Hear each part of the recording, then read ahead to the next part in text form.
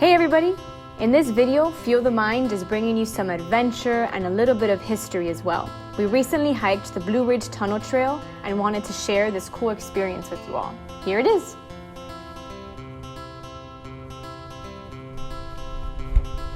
One day I will own a bike. This is pretty cool, guys. There's literally bats here. The Blue Ridge Tunnel is a rail trail nestled between the Blue Ridge Mountains of Central Virginia. This tunnel was designed by Claudius Crozet in the 1850s and was built to allow the passage of the Blue Ridge Railroad through the mountains to reach the Shenandoah Valley. During that time, this was the longest tunnel in the U.S. Today, it's considered a National Historic Civil Engineering Landmark. During the Second World War, they needed a bigger train to carry larger cargo, so that's why you'll see another railroad track parallel to the tunnel. Inside the tunnel though, you're not walking on track, it's just gravel. This trail is not a loop, so there are two endpoints or beginning points. We entered through the west trailhead at the town of Waynesboro and finished at the east trailhead at the town of Afton. And then of course we had to turn around and go back.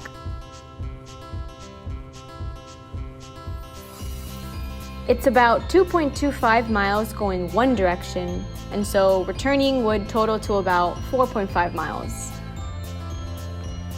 I'd say the difficulty level of the trail itself is easy. Just keep in mind that the west trailhead, where we are right now, is pretty steep compared to the east end. The surface of the trail outside the tunnel is mostly gravel and a paved cement, and it's really easy to walk through. And of course, this is me being a little extra, but just want to have some fun.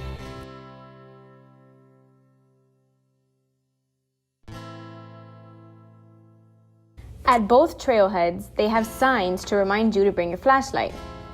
And here's Virgil winding up our solar panel gadget that serves as a flashlight and as a radio. Here we are approaching the west entrance of the tunnel.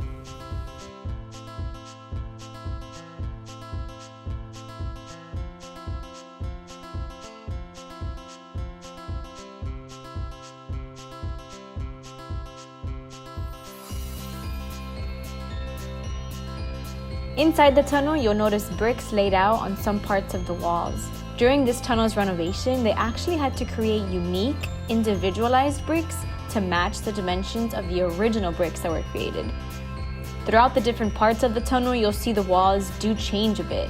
Instead of bricks, the walls are actually just part of the mountain that was carved out.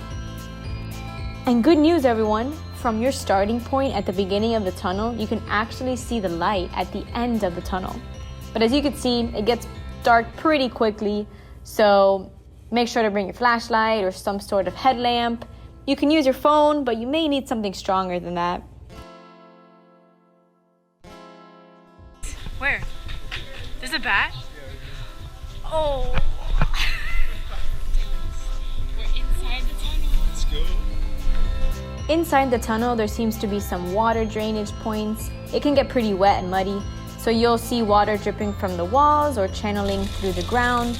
And there's certain points where the water falls from the top as well. So just a heads up, you may not want to wear your pretty white sneakers that day. Overall, the trail is really family friendly and we saw a lot of dogs as well. Just one tip, if you're bringing your young child, it gets really dark in there. So just make sure they're okay with dark spaces. We were walking in front of a family whose baby did not stop crying the entire hike inside the tunnel. We felt so bad for him. So there you have it. That is the Blue Ridge Tunnel. We had an awesome time and we definitely recommend visiting it if you're in the area. Don't forget to like and subscribe to this channel to stay updated with our latest adventures. Like always, we encourage you to fuel your mind and adventure outdoors when you can.